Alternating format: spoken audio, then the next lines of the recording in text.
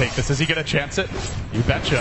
Onto the ancient stack he goes. RTK's in position on the high ground. This is going to be sees this. Able to take Arteezy, got to be careful. He's back into a silence. He can't blink.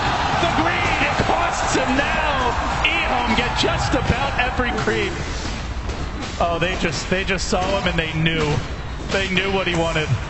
That really hurts the economy.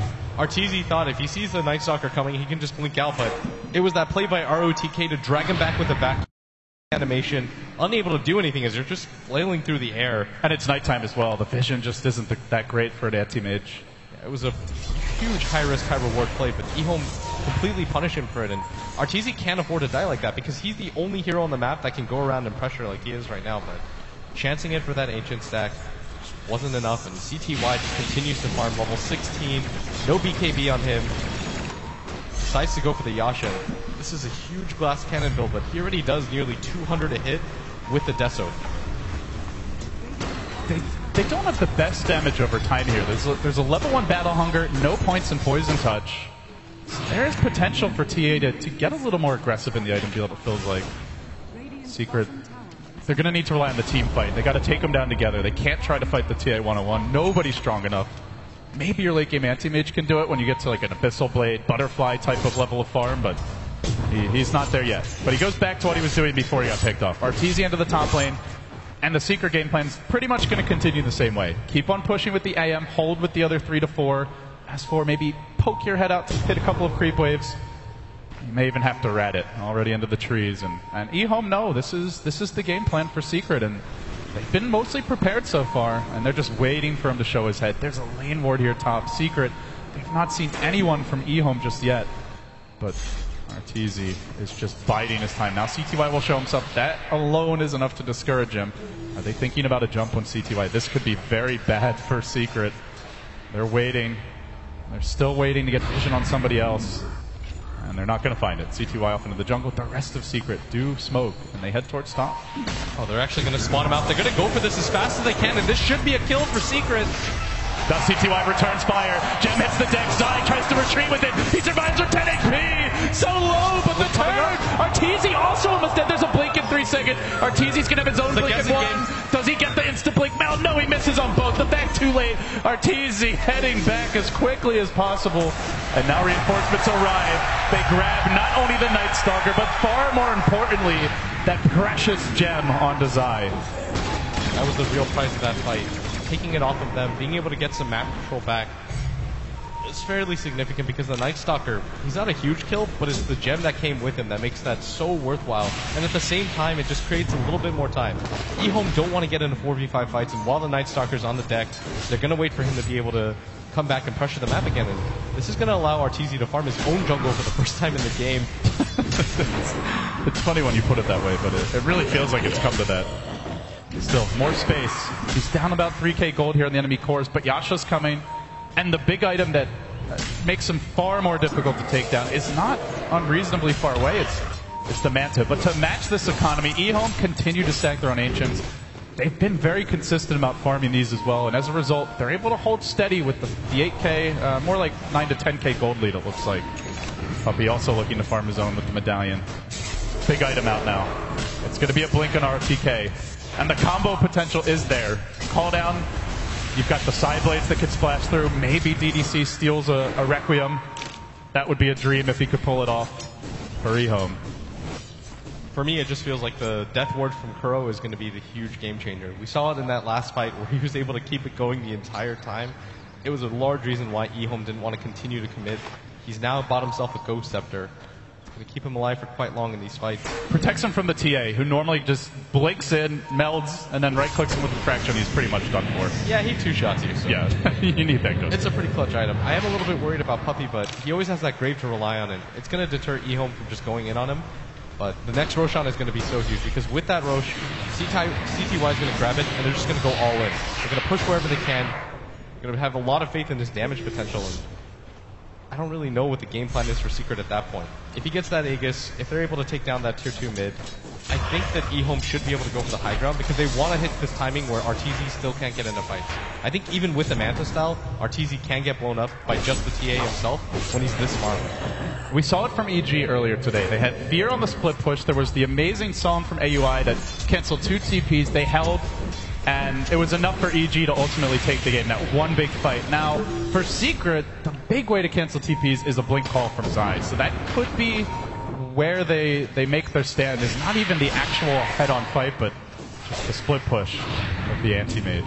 Everyone from Secret right now is grabbing a Ghost Scepter, and I think this is a good plan. Where's that fusel blade? You just want to extend the game and the team fights for as long as you possibly can. Zai blinks in, you can just call, pop your Ghost Scepter, and lead the fight around while your anti-mage picks off supports. That should be the game plan for Secret. DDC, Blink back on net, immediate lift. Oh, the combo damage. S4 is a BKB, not using it. He pops his Hastered, and that is enough. Well, CTY thinking it's not. Surged in, but they decide it's a bit too aggressive. He's got a full Daedalus on the Courier. Yeah. Well, that's going to be trouble. I thought he was super far before, and I didn't even see that. Oh, that's what the net worth chart is for. With this, Daedalus complete. Could just walk right into the Roche pit, potentially. And that's what CTY is going to do. But the rest of the team doesn't seem like they're going to join him. He's chewing through this Roche. Oh boy, it's really need any help right now. No. He's going to hit level 19 with this. That far exceeds anybody on Team Secret. Lanham just likes to watch, but now he's had enough of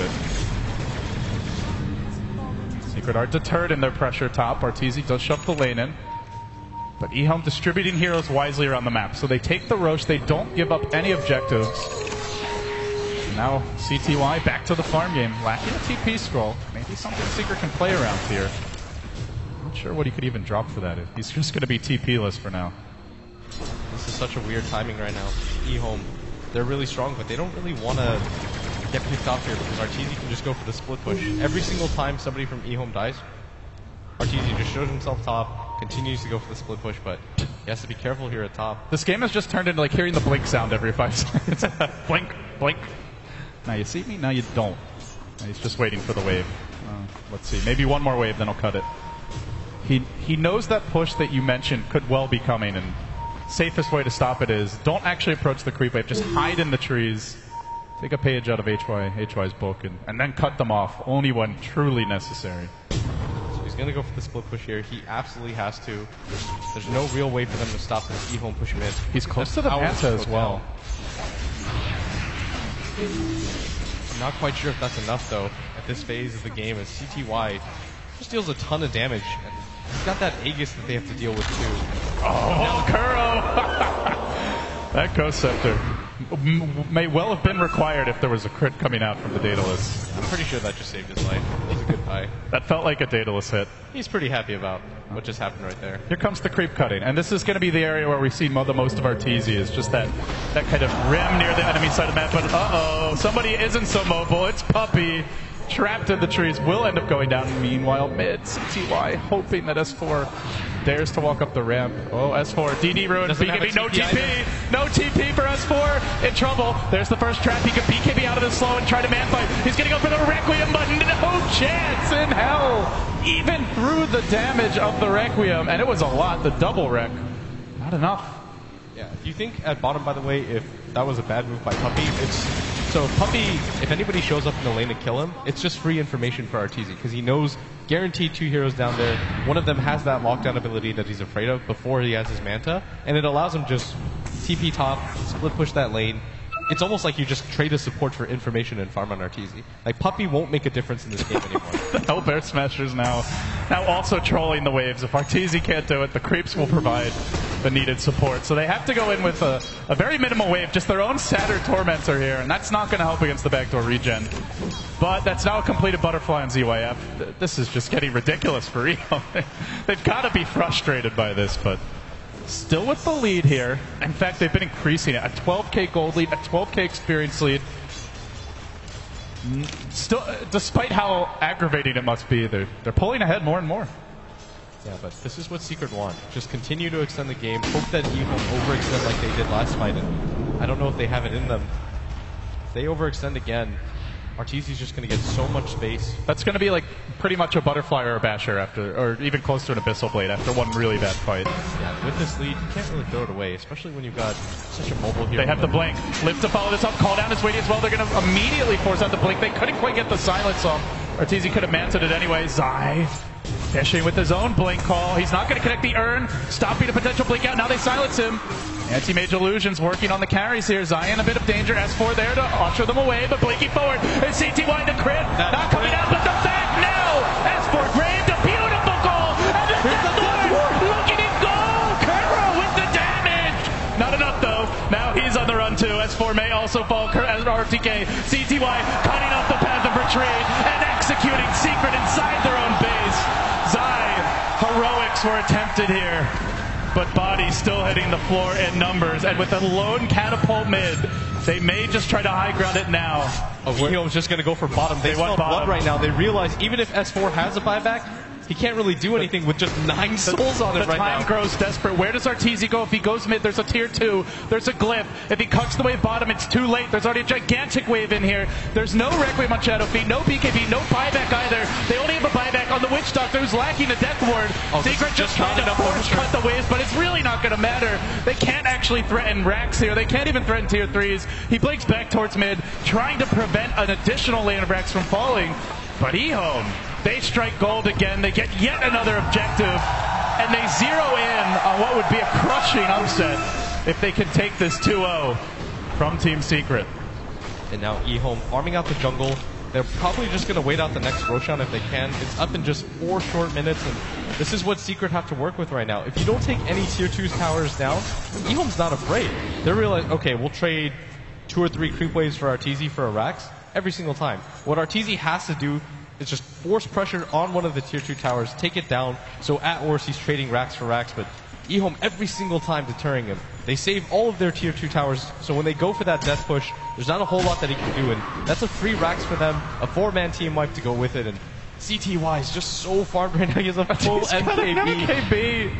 Nobody, do they even have a butterfly? No, it's just a preventive measure. Arteezy hasn't even picked up a component for a butterfly yet. Now, he could buy one, but butterfly, normally your go-to item to maximize the split push just for the raw attack speed on your hero, and it does benefit the illusions a bit from the stats, but he's, I don't know.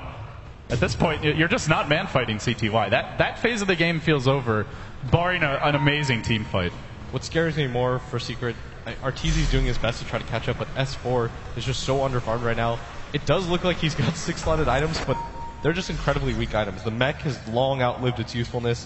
The Ring of Akala is the same. Zai making me nervous here. Now the Blue Blink. S4 slaughtered. He can't even make a move. Oh, Jesus. He does have the buyback, but it'll be with 11 souls. Arteezy even walks into this. He's going to try to start the fight. There's the 2-0 call. Oh, CTY doesn't have Vegas. Oh, he does end up going down. 800 gold going Arteezy's way. What a big fight for Secret. RTK frantically scrambling. Ehome have to be nervous now. The Conan comes in. Gyrocopter arriving and looking to hold the lines. Stand strong, Ben, but there's the Kuro Deathward from the high ground. Pounding into ZY up here. Back, turning it on Arteezy. Can he win the fight? He looks to blink, but he's got no manta. And ZYF bails them out. Now the blink. Ion Choke. Kuro down. Even with the miraculous of most miraculous fights, it pales in comparison to the raw damage output of Ehome. And without even a second of hesitation, Arteezy insta buyback, purchases a basher. He won't have a second life for a very long time now. That's ZYF in a nutshell. CTY, that's the guy we're talking about, but just sneakily runs in. He's like, I also have 20k net worth. Like, did everybody forget about that? If you watch this post games, it's my bad completely. We haven't really talked about the fact that he's 10-0 and 10 right now. We've focused so much on CTY. It's just